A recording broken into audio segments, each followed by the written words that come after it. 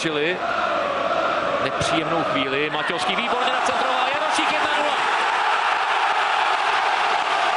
To je skutečně nádherný centr Matějovského na zadní tyč, kterou slávisté nechali trestu hodně volnou. Tam byli 3 hráči, kteří mohli naběhnout do toho centru a skórovat.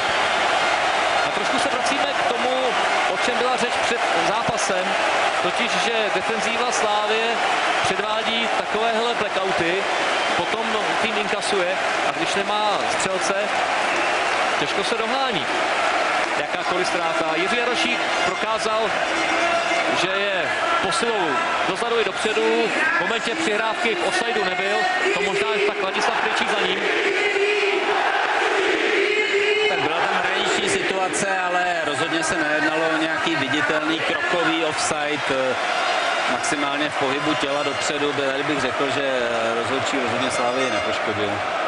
Čontofalský předvedl výborný zákrok, o to nic. Ještě si sáhl na míč prsty obou rukou, jenomže nestačilo to k tomu, aby ho vytěsnil mimo tyč. No a když se zdálo, že slávisté celkem v pohodě přežívají takové nikterak náročné ataky Spartanů během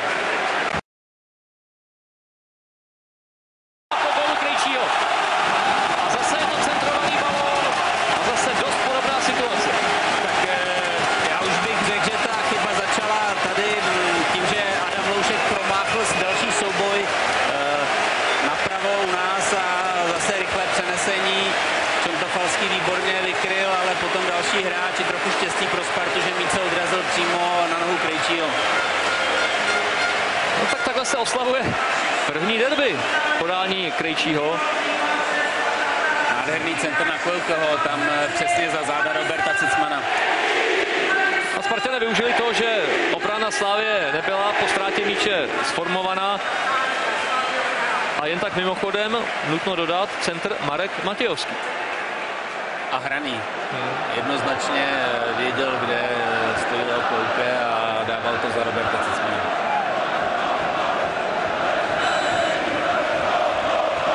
Řekl bych, že doma u Krejčík bude dneska hodně veselo.